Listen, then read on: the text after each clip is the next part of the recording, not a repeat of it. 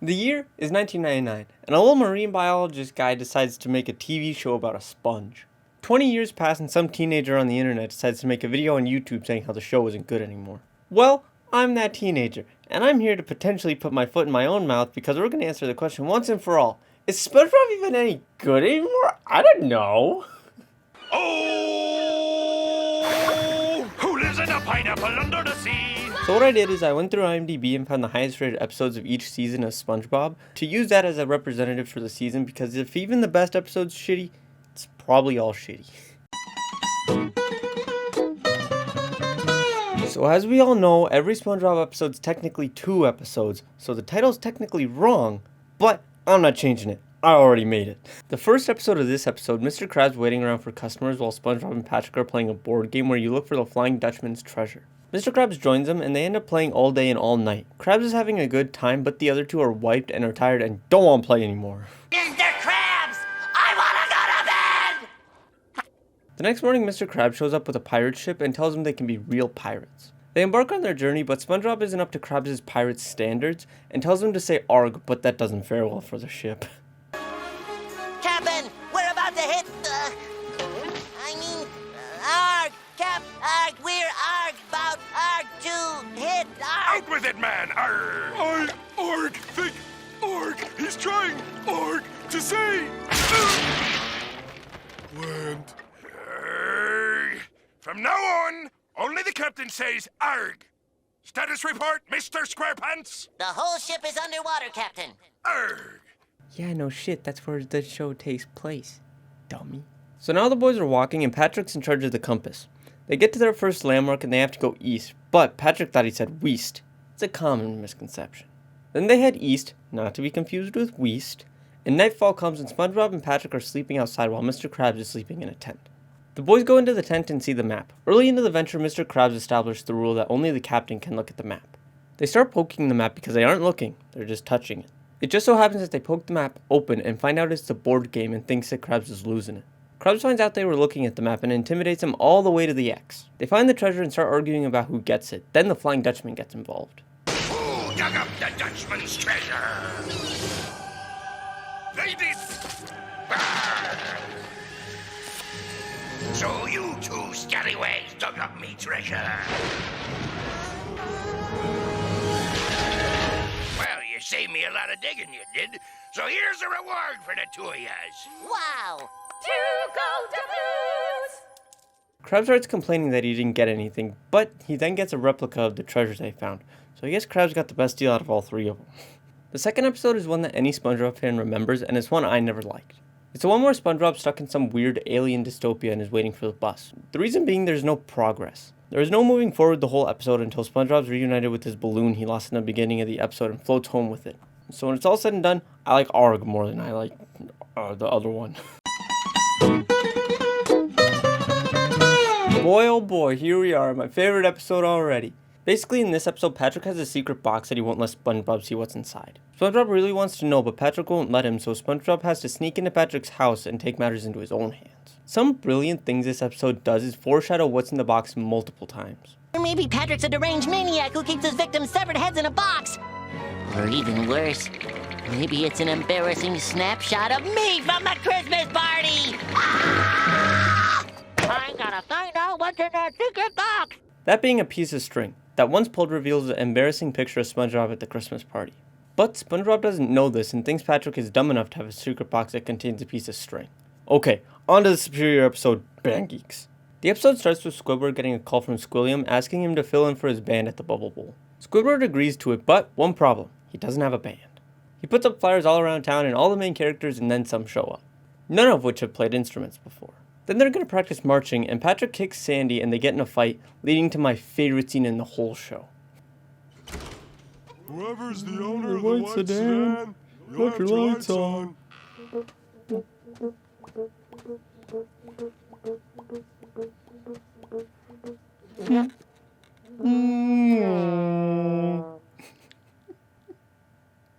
Fucking love that scene. Now they're 4 days in and they haven't gotten any better, so they try to rethink their strategy, and then this guy makes fun of Mr. Krabs' big meaty claws, and then it's an all-out brawl. No holds barred, cage match. After this, Squidward gives up hope and decides to quit. SpongeBob takes the mantle and whips the band into shape, and they play the infamous Bubble Bowl and kill Squilliam. He's dead, you're never going to see him again. So, as you may have guessed, I really enjoyed this episode. It's only downhill from here. This season we had a few to pick from. All these episodes had the same rating, so I decided to go with this one, not only because it's a highly memorable episode being the chocolate one, but also there's a Mermaid Man and Barnacle Boy episode. I don't really need to explain the chocolate one because everyone knows it, but for those unaware, SpongeBob and Patrick go around trying to sell chocolate, get chased by a guy who thinks they want to hurt him, but that he just wants chocolate. Also, there's this creepy old lady. In the second episode, Barnacle Boy's sick of being called a boy, and he feels he doesn't get any respect, so he decides to join the villains to get some damn respect. Mermaid Man needs some defense from the villains, so he recruits a whole main cast to be his sidekicks. The gang goes to defeat Barnacle Man, the Dirty Bubble, and Man Ray, but to no avail, everything goes wrong and the bad guys win. Barnacle Boy has Mermaid Man in his grasp and has some demands. He wants to be treated as an adult, but more importantly, he wants to get a full-size Krabby Patty since him not getting one is what started this whole thing. Mermaid Man and Barnacle Boy make amends and everything's back to normal. Except for this.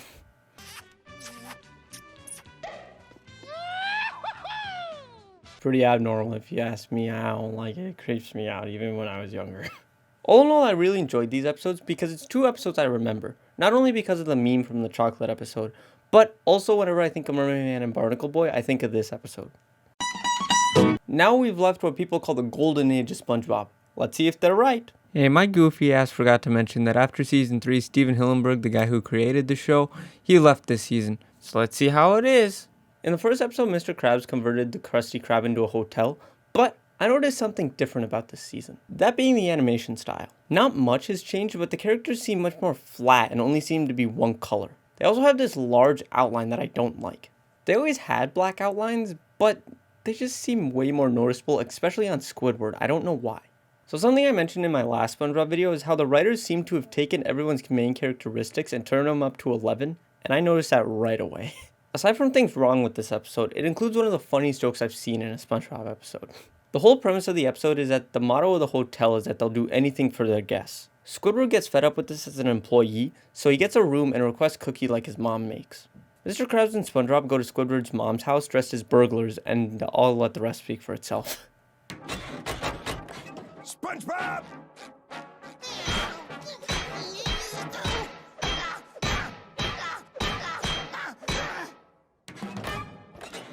No good, Mr. Krabs. Allow me, boy. Great! Now that me laundry's in the trunk, There's room for you to sit up front. Let's go bake some cookies, boys. So any shortcomings this episode had was absolutely made up with that joke.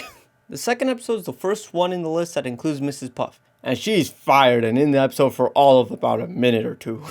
You know why she's fired? Because SpongeBob has failed his driving test over 1 million times. She gets replaced with the drill instructor guy and puts SpongeBob through driver's ed boot camp. But to no avail, SpongeBob just unteachable and still doesn't have his license. What a loser. Imagine being able to have your license but you don't. Not me. So even though this wasn't in the golden era, these are still episodes that were on when I would watch Nickelodeon, so I hold them fondly, and I don't notice any huge, weird changes yet. In the first episode, SpongeBob's a minute late for work and gets all worked up about it because he was late. Here's a little hint. In fast food and retail jobs, it usually doesn't matter if you're even 10 minutes late. So to combat his tardiness, he decides to live at the Krusty Krab. Krabs is initially okay with it because he's paying rent, but then when he starts costing customers, his ass is out of there. Like he got 3 strikes in baseball. In the second episode, the Krusty Krab is frozen over as part of Plankton's ploy to steal the secret formula, and it's converted into an ice rink. Some guys are playing hockey with a Krabby Patty, and in the midst of it, Plankton tries to steal the Krabby Patty and get away on a Zamboni, but everyone in the restaurant gets in the way of it and blocks him from getting away. Plan foiled again. In this episode, it feels like there's no real story arc that the characters are going on. It almost seems like the writers were sitting around and saying, wouldn't it be funny if this happened and this and this? As opposed to coming up with the story arc, this feels like a compilation of funny things that all happen within the same backdrop. Don't tell anyone, but I think the writers are out of ideas. This is because in the first episode, SpongeBob and Patrick build sandcastles and have a war. I don't know about you, but that sounds eerily suspicious to a season 3 episode. That being the one where they have a snowball fight. Granted, there's differences to this one, but it's just weird that they kind of recycled a story. In both episodes, Patrick doesn't know how to do what it is they're doing. They build fortresses to hide in and sign a peace treaty that then gets ripped up. When I was writing this video, I went back and watched the Snowball episode to compare the two, and it's weird to compare how only 3 seasons later the show gets very different already. There's more substance in the older episodes as opposed to already in season 6. It feels kind of nonsensical in a way. In the second episode, SpongeBob hears a noise in the middle of the night, and it's Gary stuck in a bucket, and this ends up breaking his shell. So to get him a new one, they go down to Angry Jack's, not to be confused with the mashed potatoes. They try to find Gary a shell, but SpongeBob ends up breaking every single shell in the store, and Angry Jack gets pissed. They end up running into Mr. Krabs, and in exchange for no pay and reduced health benefits, Krabs agrees to loan his shell to Gary. Something I noticed while watching this was how two-dimensional the characters' personalities are. In the earlier episodes there was depth and you didn't really know how the characters would react to certain situations, but this one, they're so 2D in the way they are, it just is very predictable.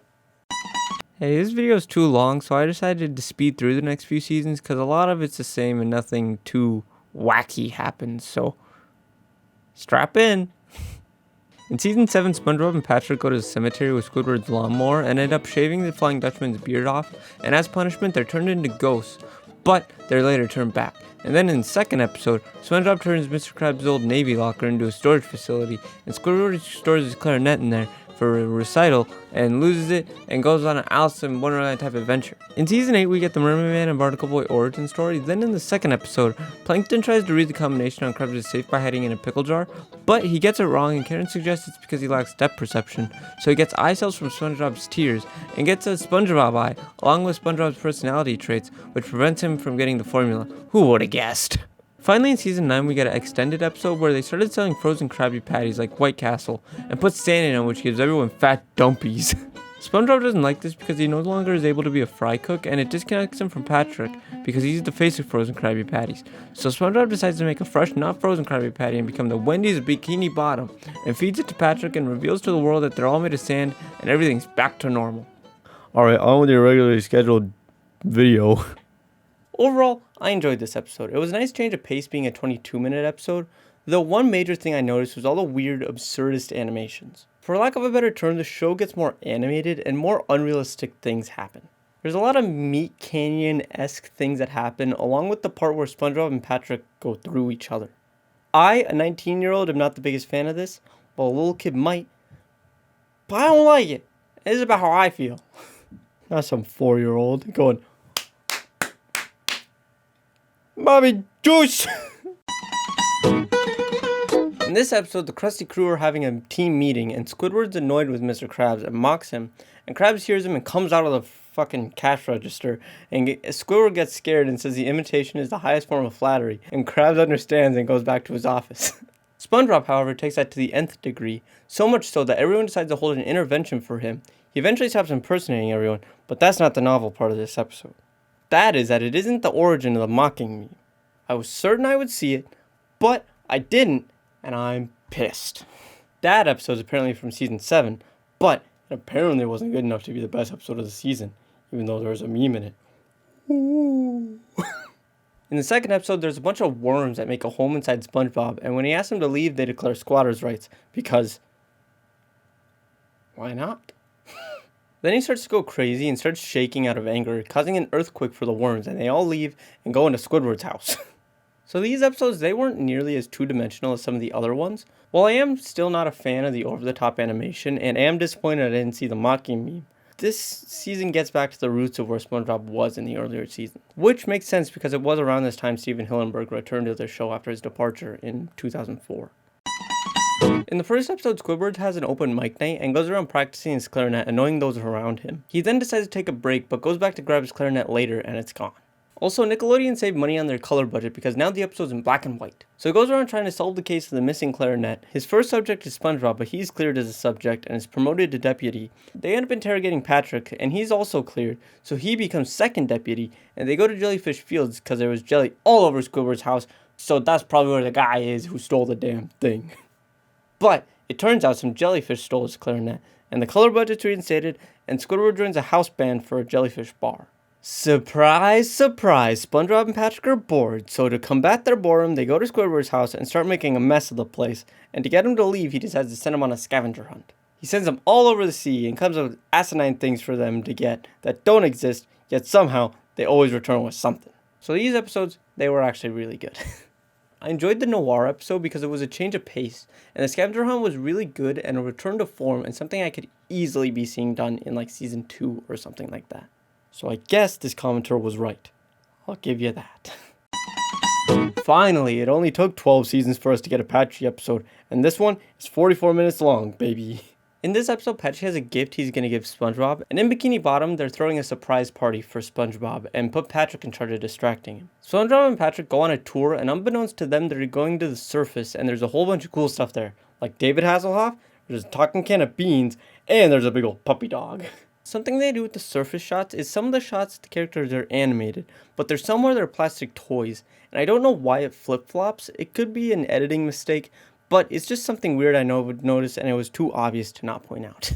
And cut back to Bikini Bottom. They're trying to decide how to decorate, and everyone has their own idea, so they divide the house into sections and decorate it in their own way. Back on Surface Land, they visited a restaurant called the Trusty Slab where the voice actors play their characters in live action, which is very interesting to see. Now you may be asking, how is this a Patchy episode?